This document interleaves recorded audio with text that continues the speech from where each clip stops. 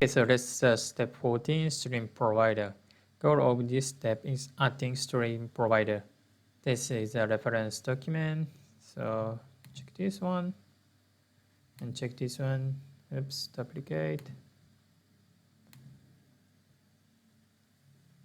This is a code which I referenced. So StreamProvider. So you see this is an example of code, and you can check this StreamProvider class. So let's get started. First, replace change notifier provider with StreamProvider. So please copy this code and open main.third while find change notifier provider and replace this with StreamProvider. So StreamProvider of course takes stream, and what kind of stream is Firebase user.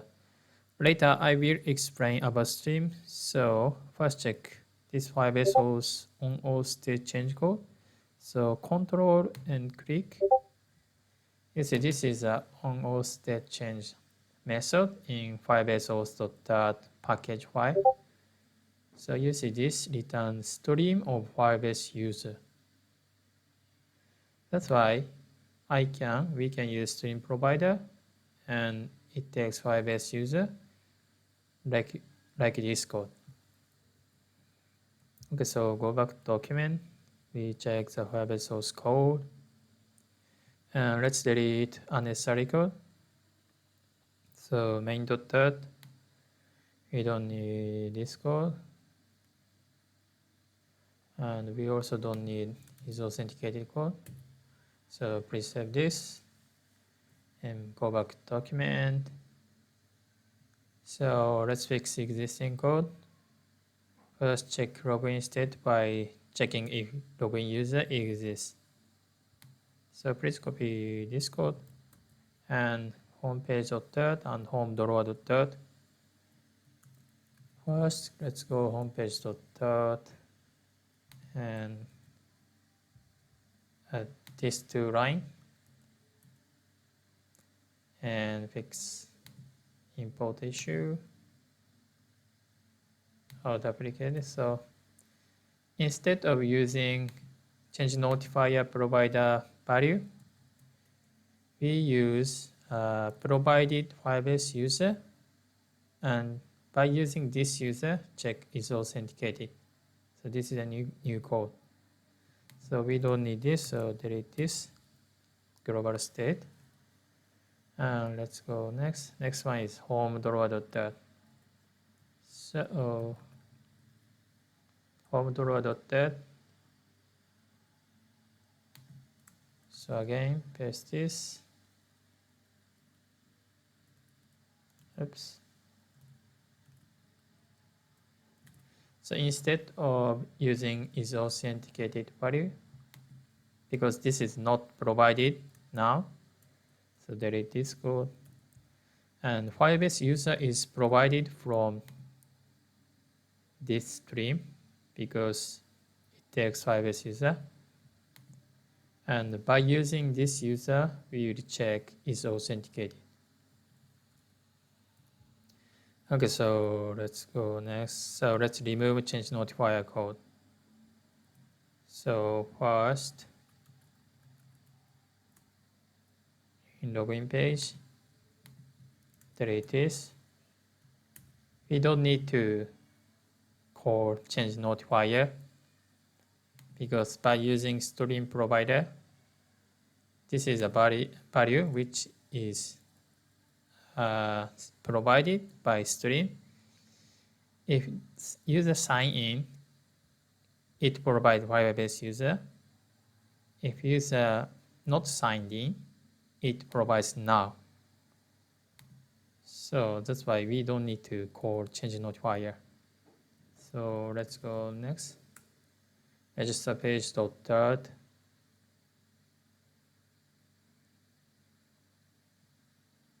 Click here, delete this code, save this, and also delete unnecessary import code. Save this. And login page also, delete unnecessary import.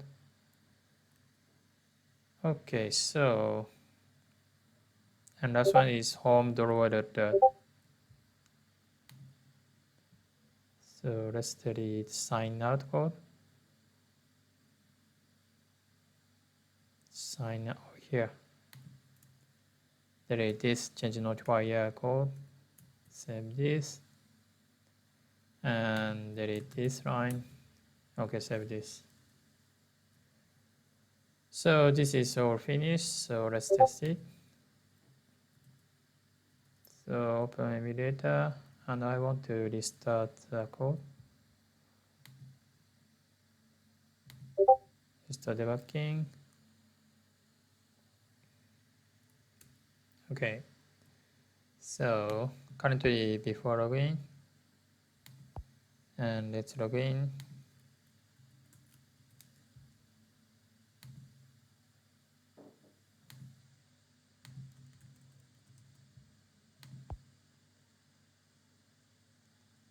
Okay, it's working correctly, and also this working correctly, and then sign out. Okay, before login, and okay, everything working correctly. So recap StreamProvider. This is a StreamProvider code. In this code, Firebase Auth.instance on Auth change is called when user sign in or sign out and return Firebase user. And StreamProvider automatically provide new value of this user. So that's why you don't need to call this change notifier.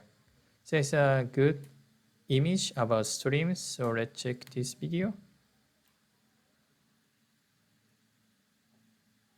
Somebody waiting for this. Adds the data to the stream, and it pops out in your app. Oops. This is an image of stream. So this is a user. If user signed in, this return user. If some sign in or sign out event occurred, and it returns now. App's code. When another piece of data arrives, in it goes, and out it comes. If it's a sign in, Timer-based streams, streaming data from a network socket, they work with the event. This is the image of streams. And if we want to dive into stream is coming from reactive programming. I've got used to using it, but I don't 100% understand it. If you want to dive into stream, check this link and this video or these links. So this is a finish of these steps.